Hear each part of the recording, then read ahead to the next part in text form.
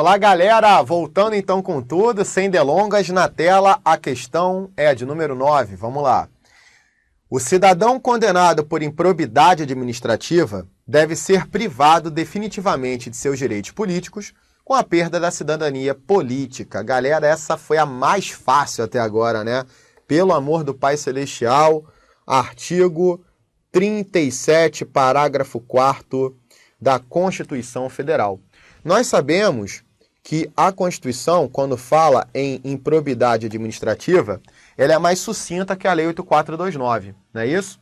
Bom, ela vai falar basicamente em 4 sanções, né? Seria a suspensão dos direitos políticos, e aí vai depender do tipo de improbidade, né? Se enriquecimento ilícito, dano ao erário, ofensa aos princípios da administração, não é?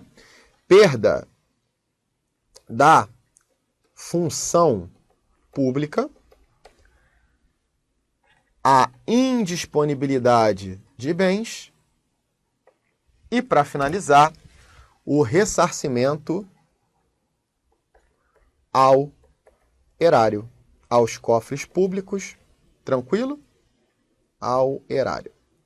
Tá certo? Bem, então, o item está muito errado, pelo amor de Deus, bem fácil, vamos ganhar tempo aqui. Lembrando que a ação de improbidade, ela não prejudica a ação penal cabível, né? Futura ação penal cabível são outros 500, tá certo? Vamos lá.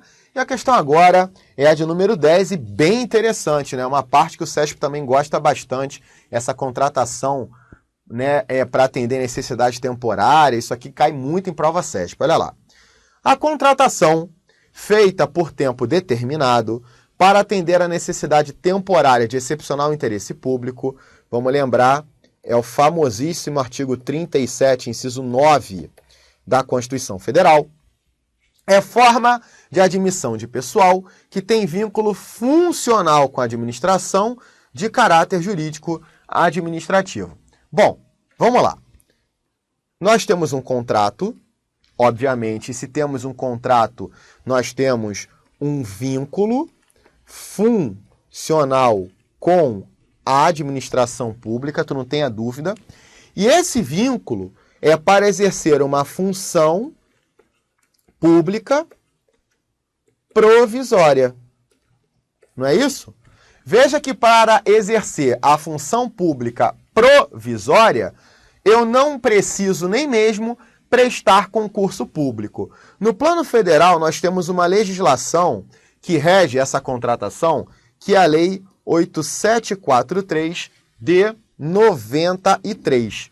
Por exemplo, ela fala que o recrutamento se dá mediante um processo seletivo simplificado. Tá? Em caso de calamidade pública, então, é mais fácil ainda esse recrutamento, tá certo? Bem, galera, então o que acontece? Tá? Se eu tenho um contrato para exercício de função pública provisória, eu tenho, obviamente, um vínculo funcional com a administração. E o caráter também é um caráter jurídico administrativo. Tá? O item 10 é o item com certeza verdadeiro. Repare, galera, o seguinte, há uma contratação, há um contrato, há um vínculo jurídico com a administração, tá certo? Um vínculo funcional, jurídico, administrativo com a administração pública para exercer essa função pública provisória, por exemplo, calamidade pública, endemias. Perfeito? Ó, e outro ponto importante. A necessidade que é temporária. A atribuição não é uma atribuição temporária, tá? Pode ser uma atribuição, por exemplo, de um médico, de um professor, uma atribuição permanente para atender uma necessidade temporária. Não é para atender uma atribuição temporária, é para atender uma necessidade temporária. Então, pode haver a contratação de médicos? Pode. Se a necessidade de calamidade pública, né? Se a situação de calamidade pública exigir a contratação de médicos, sem sombra de dúvidas que haverá tal contratação. Tá bom, galera? Então, sendo assim, o item 10 é um item verdadeiro. Legal? E vamos seguir com tudo aqui. O item agora é o número 11. O princípio da legalidade consiste em estatuir que a regulamentação de determinadas matérias há de se fazer necessariamente por lei formal. Professor, eu não sei o que é lei formal. É aquela lei, ok, aquela espécie normativa que passa pelo processo legislativo estabelecido pela Constituição Federal e não por quaisquer outras fontes normativas. Bom, galera, sempre tem problema entre legalidade e reserva legal. Sempre surge essa pegadinha, não é isso? Então, vamos lá para um slide em branco aqui e de uma vez por todas acabar com esse erro. Olha só, legalidade versus reserva legal. Gente, olha só. A ideia central da legalidade é a ideia de obrigação, né? Legalidade para o particular é fazer tudo que a lei não proíbe, ok? Ou seja, não contradição à lei. Legalidade para a administração pública é fazer apenas o que a lei permite, ou seja, submissão à lei, tá? Só que aqui a lei é uma lei ampla, não é necessariamente uma lei em sentido formal. Pode ser lei, ato normativo, pode ser uma portaria do Detran, pode ser uma instrução normativa da Receita Federal, ok? Quando eu viajo e não posso importar mais de $500 sem tributação, aquela coisa toda que nós estamos acostumados de ouvir, né? Bem, legal, essa é a ideia da legalidade. Mas o que é a reserva legal? A reserva legal, ela tem a ideia central da regulamentação, tá? Regulamentação. Como assim, Alexandre? E a lei aqui é uma lei estrita, tá? Aqui é uma lei em sentido formal. Exemplo, professor. O Estado promoverá, na forma da lei, a matéria defesa do consumidor. Então, existe uma matéria prevista na Constituição e essa matéria, para ser definida, ela precisa de uma lei. E a lei é o CDC. Ok, galera? A definição na lei. Então, é uma matéria, tá? Melhor dizendo aqui, só um minuto, deixa eu já a borracha. Foi. Então, olha só, é uma matéria reservada a uma lei. Por isso, o nome do princípio é reserva legal, porque é uma matéria reservada à lei. Tranquilo? Outro exemplo, tá? Não há crime sem o que, gente? Lei anterior que o defina. Então, a matéria-crime está reservada a uma lei. E é lei ou ato normativo? Não, cuidado, é a lei em sentido formal. Então, ela passa por todo aquele processo legislativo estabelecido na Constituição, tá? Então, galera, sendo assim, ó, voltando para o nosso item 11, repare que ele está jogando a casquinha de banana. Ele está confundindo legalidade com reserva legal. Tá? E aí, obviamente, o item 11 é errado. Vamos seguir, vamos seguir. E a questão agora é a de número 12. Na Constituição Federal de 88, não está prevista a exigência de depósito ou de arrolamento prévio de dinheiro ou de bens para que seja admitido recurso administrativo. Galera, pelo amor de Deus, leia bem o enunciado. Constituição Federal é uma coisa, Supremo Tribunal Federal é outra coisa. Eu tenho certeza que vocês já pensaram logo na súmula vinculante 21. Ah, professor, já cansei de ver essa súmula, já cansei de estudar. O que diz a súmula vinculante 21? É inconstitucional a exigência de depósito ou arrolamento prévio de dinheiro ou bens para a admissibilidade de recurso administrativo. Galera, súmula vinculante número 21 traz a inconstitucionalidade, não é isso? Então, essa exigência aqui de cima é inconstitucional na visão do Supremo Tribunal Federal, tá? Violação aí aos princípios / garantias processuais, tá certo? Mas o que o item está falando? Na Constituição Federal, não, olha aí, não está prevista a exigência de depósito ou de arrolamento prévio de dinheiro ou de bens para que seja admitido recurso administrativo. Está previsto ou não está previsto? Realmente não está previsto, tá? Veja, quem traz a inconstitucionalidade desta exigência é o Supremo Tribunal Federal por súmula vinculante. Sendo assim, o nosso item é um item verdadeiro, tá? Cuidado com o enunciado, gente. Muito cuidado com o enunciado. Vamos seguir. E agora o item é o 13.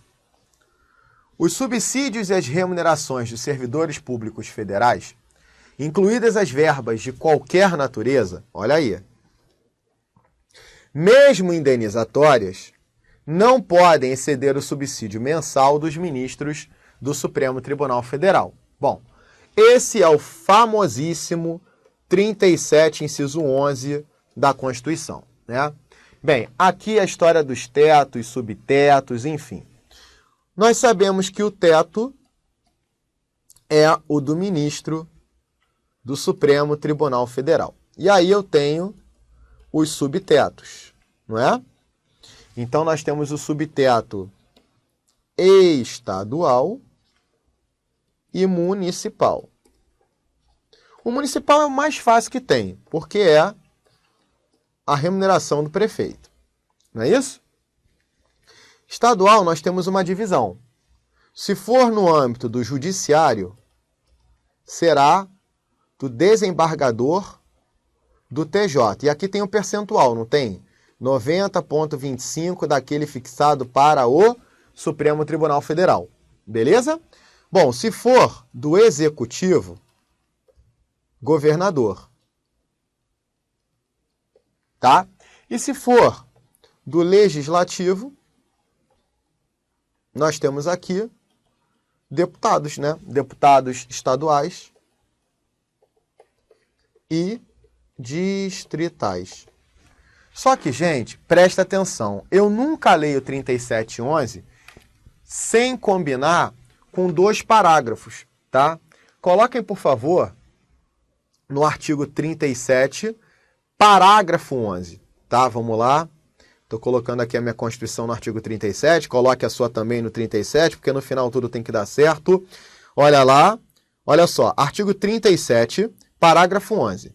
Não serão computadas, para efeito dos limites remuneratórios de que trata o inciso 11, caput do artigo, as parcelas de caráter indenizatório. Então, calma aí, para tudo, para tudo, para tudo.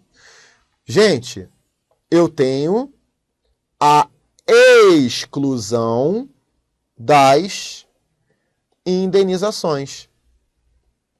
Não é isso? É o que diz o artigo 37, parágrafo 11 da Constituição Federal. Perfeito? Legal? Então, pessoal, outro ponto também que eu acho super importante bater com vocês, tá? É o parágrafo 9º. Olha só, não é o caso da questão, mas é importante. Olha lá. O disposto no inciso 11 aplica-se às empresas públicas e às sociedades de economia mista e suas subsidiárias que receberem recursos da União, estados, DF ou municípios para pagamento de despesa de pessoal ou custeio em geral. Então, esse teto vai se aplicar da seguinte maneira. Eu tenho um ente federado, não é isso? E esse ente federado injeta dinheiro em uma estatal, né? Uma empresa pública, uma sociedade de economia mista.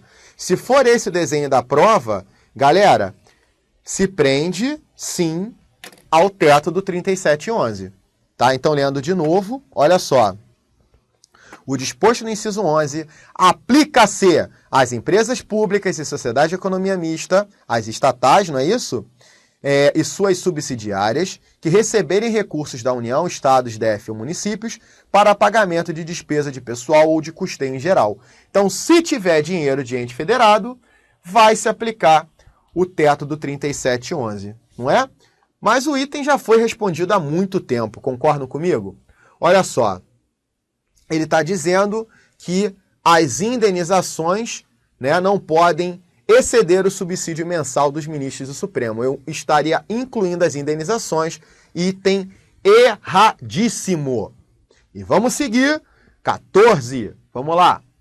Para o cálculo de benefício previdenciário, o tempo de serviço do servidor afastado para investidura e mandato eletivo, olha, de novo, hein? Afastamento para exercício de mandato eletivo. Já sabe que é o artigo 38 da Constituição Federal, né? Continua a ser contado como se em exercício tivesse. Então, para o cálculo do benefício previdenciário, tá? Eu tenho exatamente esse desenho. Bom, vamos lá, pessoal, preste atenção. Eu preciso para o artigo 38, tá? Então, basicamente, eu vou responder lendo o artigo 38, inciso 4. Olha só. Aliás, na verdade, 4 e 5. Para detonar esse item é o inciso 5, tá? Mas eu vou partir com vocês para 2 incisos aqui que são importantes. Preste atenção. Eu tenho servidor, não é isso? Esse servidor, ele se afastou, então eu tenho um afastamento para o exercício do mandato eletivo. Legal. Preste atenção. Primeiro, inciso 4. Em qualquer caso que exija o afastamento para o exercício de mandato eletivo, seu tempo de serviço, olha só, pessoal, preste atenção, seu tempo de serviço será contado para todos os efeitos legais. Então, olha só, tempo de serviço será contado para todos os efeitos legais, exceto para a promoção por merecimento. Então, só não conta, tá, para o merecimento. Beleza? Então, para todos os efeitos legais, eu conto, exceto para a promoção por merecimento, tá? Inciso 5, para efeito de benefício previdenciário, olha aí, é o nosso item, no caso de afastamento, os valores serão determinados como se no exercício estivesse. Beleza? Então, o item é verdadeiro. Tranquilo? Então, para fins do cálculo de benefício previdenciário, é como se estivesse em exercício. Então, na verdade, chegamos à conclusão que o grande problema será a promoção por merecimento, porque nesse caso acaba não contando. Tá certo, gente? Então vamos seguir. E o item agora é o item 15. Olha só. O ato de improbidade administrativa praticado por servidor, quando apurado e reconhecido mediante devido processo administrativo, resulta na cassação dos direitos políticos. Galera, fala sério! Se cair uma dessa de improbidade, a outra que apareceu já foi mole. Agora o camarada joga uma cassação de direitos políticos, fala muito sério, né? A gente tem que lembrar que o próprio artigo 15 veda de cara a cassação dos direitos políticos. É vedada a cassação dos direitos políticos, podendo a perda ou suspensão ocorrer nos seguintes casos. Não é isso? E aí tem lá os 5 incisos. O inciso 5 é a improbidade administrativa. Agora, meu irmão, minha irmã, cassação de direitos políticos, fala muito sério. O que acontece aqui na improbidade é uma suspensão dos direitos políticos. Agora, a cassação fala sério. Então, voltando aqui, cassação muito errado, item 15 falso. Então, nós podemos combinar o artigo 15 da Constituição com o artigo 37, parágrafo 4º. Tá? Item tranquilo, não vamos perder muito tempo aqui e vamos seguir. O item agora é o 16. Caso preencha os requisitos de idade e contribuição, O indivíduo que trabalhe por vários anos em determinado TRE, agora olha o detalhe, ocupando exclusivamente cargo em comissão, tá? Terá direito à aposentadoria estatutária se decidir se aposentar voluntariamente. Galera, preste atenção aqui. A emenda 20, tá? 20 de 98, ela trouxe esse dispositivo aqui, que é o artigo 40, parágrafo 13 da Constituição. Com a leitura do 40, parágrafo 13, a gente detona esse item, tá? Então, vamos colocar aqui no artigo 40. Olha só, pessoal. Parágrafo 13. Ao servidor ocupante exclusivamente de cargo em comissão declarado em lei de livre nomeação e exoneração, bem como de outro cargo temporário ou emprego público, aplica-se o RGPS.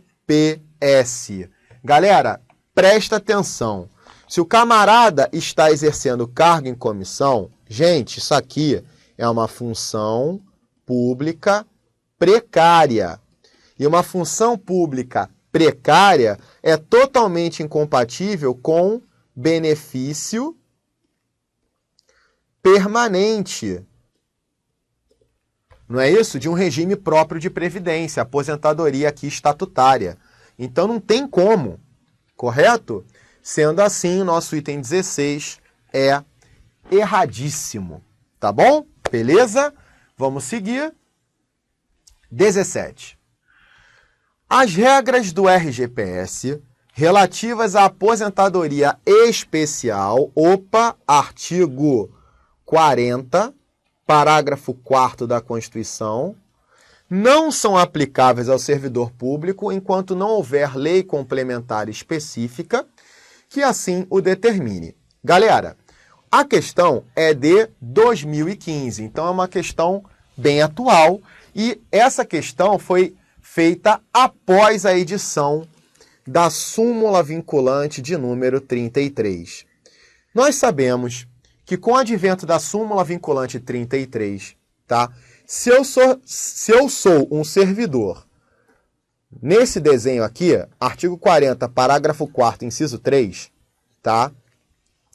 Até a edição da lei complementar prevista na Constituição, eu vou me aposentar pelas regras do RGPS, ok?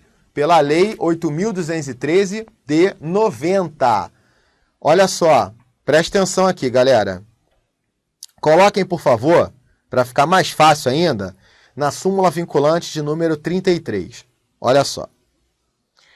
Aplicam-se ao servidor público, no que couber, as regras do RGPS sobre a aposentadoria especial de que trata o 40, parágrafo 4º, inciso 3, até a edição de lei complementar específica. Então, calma aí.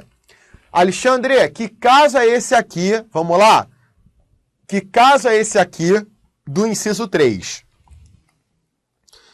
Insalubridade.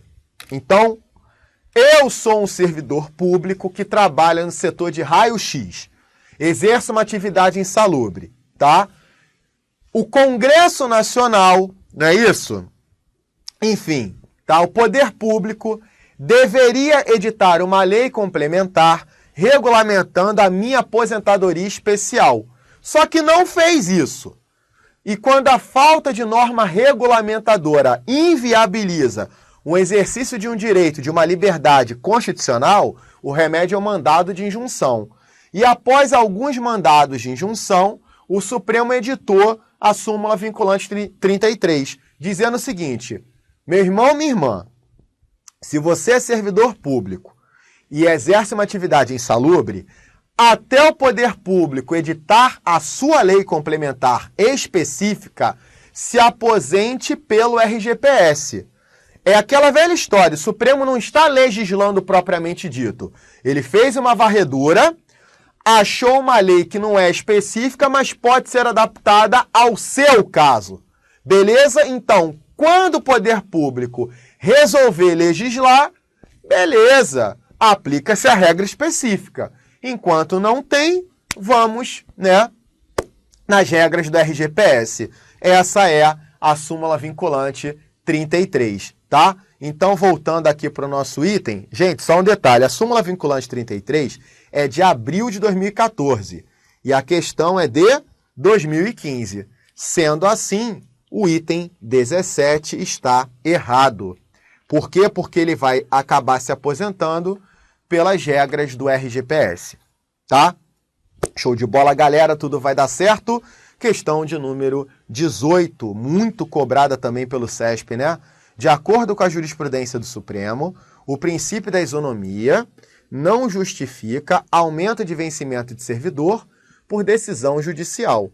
Gente, essa é a súmula vinculante de número 37. Nós sabemos que aumento de remuneração de servidor público é por meio de lei, não é isso?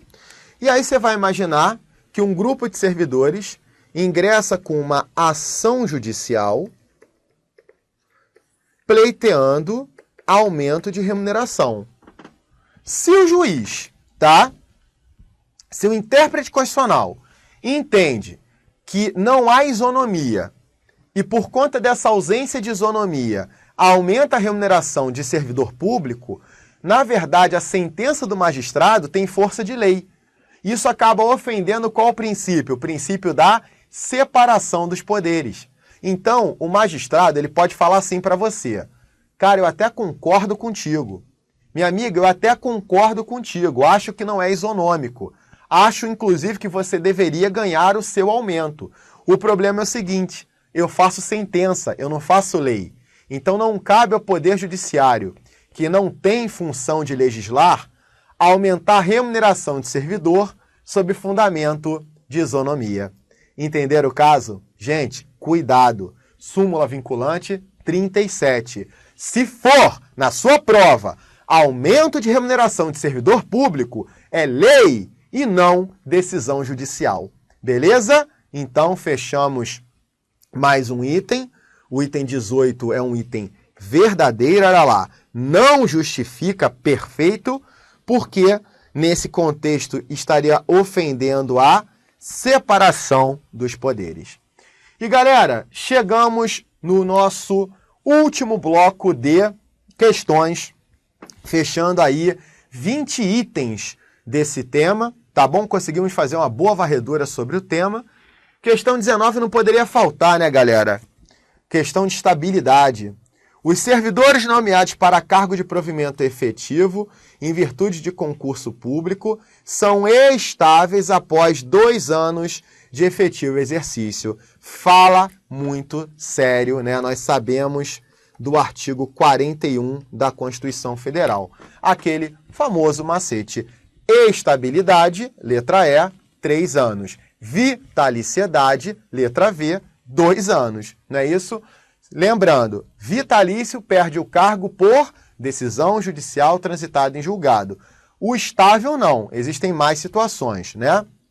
A decisão judicial transitada em julgado, o processo administrativo disciplinar, a insuficiência na avaliação periódica de desempenho e também o corte de gasto de pessoal do artigo 169. Acaba a vitaliciedade sendo o superestável, não é isso? Seria mais ou menos isso, né? Como diz o meu grande amigo Luiz Gustavo. Então, o que acontece?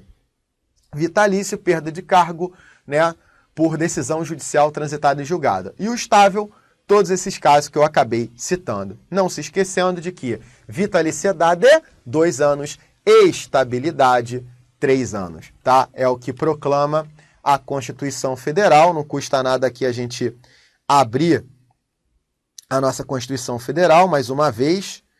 Coloquem, por gentileza, na Constituição. No artigo 41, que é muito cobrado em prova, nossa, como ele cai em prova, são estáveis após 3 anos de exercício os servidores nomeados para cargo de provimento efetivo em virtude de concurso público, tá bom? E para finalizar, não poderia terminar de melhor maneira com uma jurisprudênciazinha do nosso Supremo Tribunal Federal. Olha lá. Conforme a jurisprudência do Supremo, em respeito ao princípio da isonomia, tá? Claro, o item 19 é erradíssimo, né? Pelo amor de Deus, vamos lá.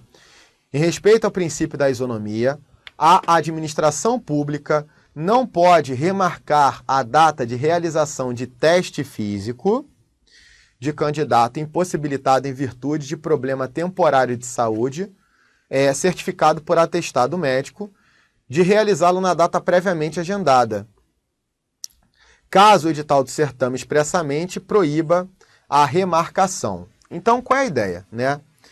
Eu passei num concurso, beleza? E, na verdade, deveria fazer um exame físico. Por exemplo, soldado de corpo, né, do corpo de bombeiro, o que seja, tá? E aí, por uma questão de saúde, veja, um caráter fisiológico de força maior, tá? Caráter aqui de força maior, fisiológico, tá bom? Eu acabei não fazendo este exame físico. Eu teria direito à segunda chamada, né? Como é que o Supremo trata essa ideia? Olha só, pessoal, o Supremo diz que não há direito à segunda chamada, tá bom? Com uma exceção. Qual é a exceção? A previsão editalícia.